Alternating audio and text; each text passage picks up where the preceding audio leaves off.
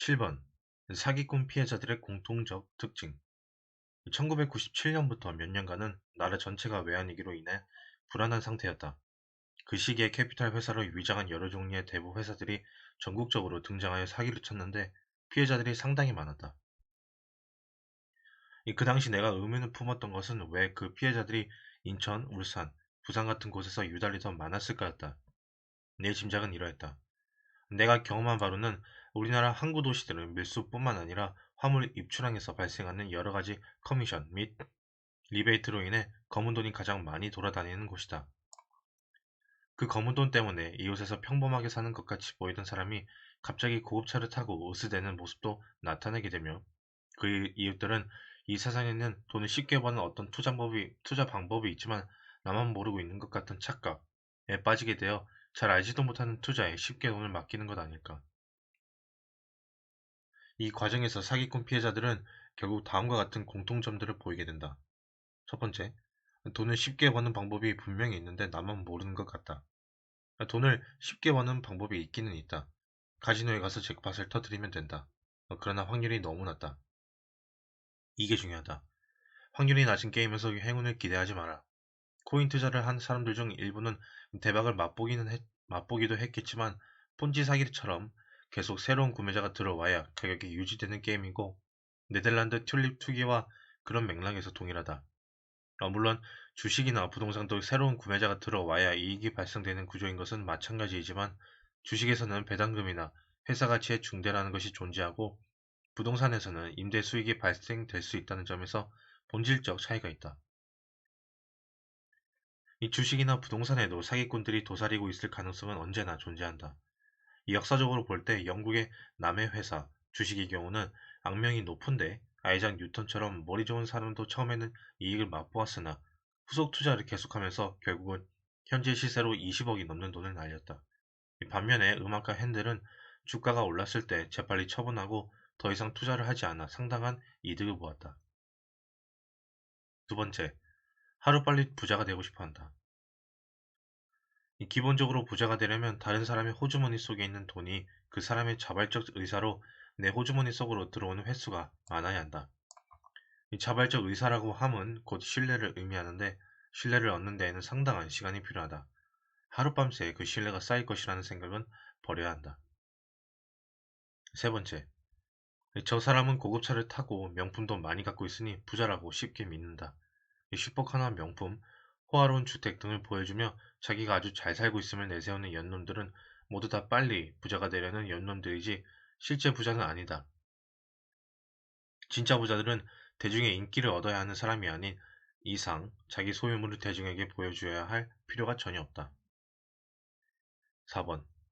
네 번째. 착한 척하는 연놈들을 잘 믿으며 가스라이팅을 잘 당한다. 내가 기부를 좀 했다고 해서 착한 놈일까?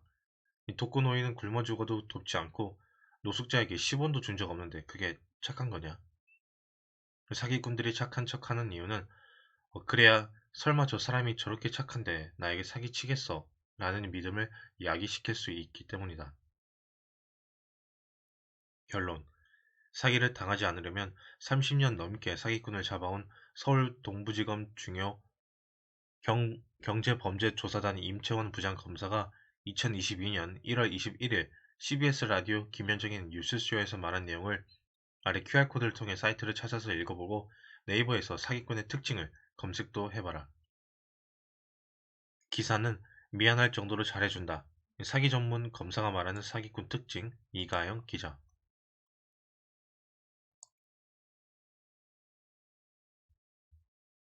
나는 무소유의 삶은 살지 못한다. 욕심을 버리면 행복해질 수 있다?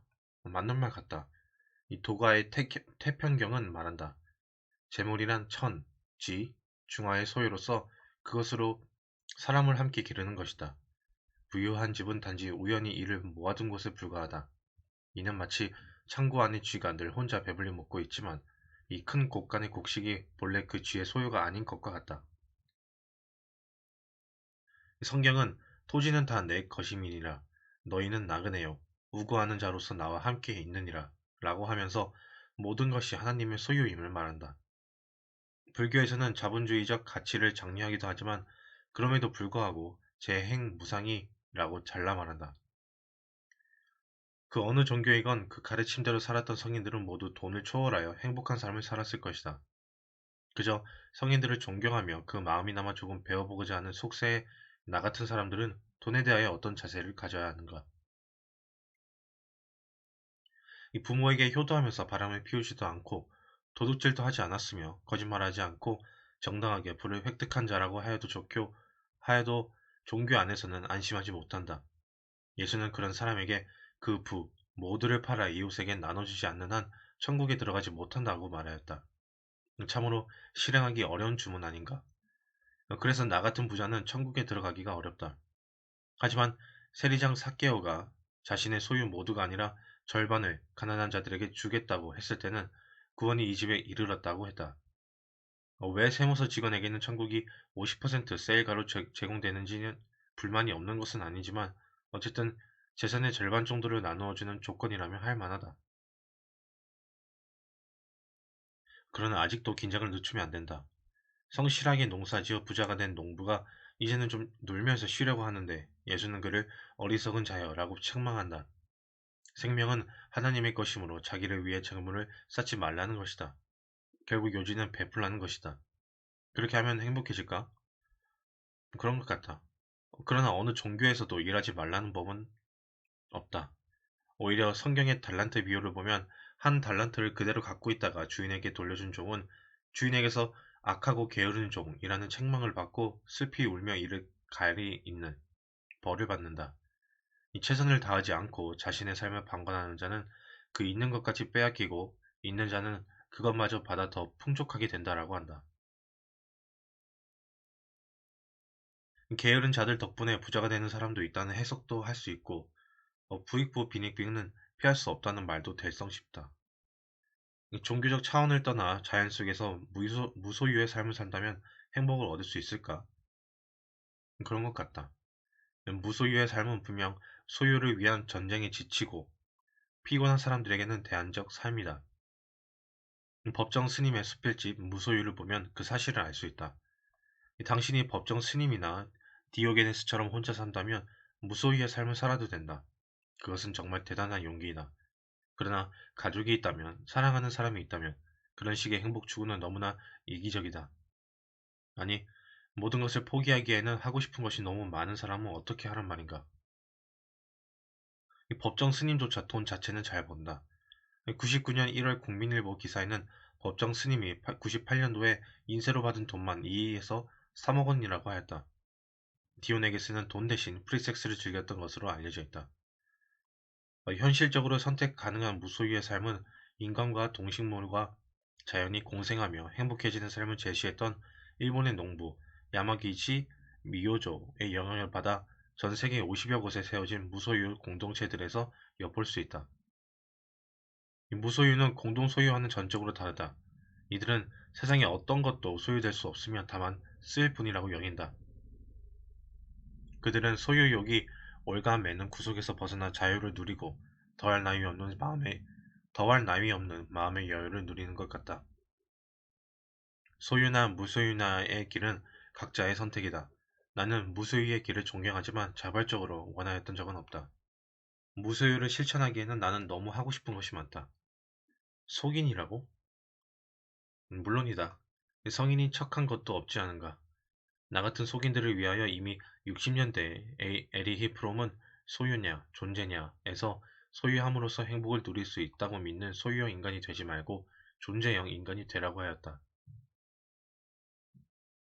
소비주의에서 벗어나 창조적인 삶과 상호 이해를 기반으로 한 삶의 태도를 가진 인간이 되라는 것이다. 그러면서 성인들의 삶에서 진정한 휴머니즘적인 존재의 양식을 제안하고 있다.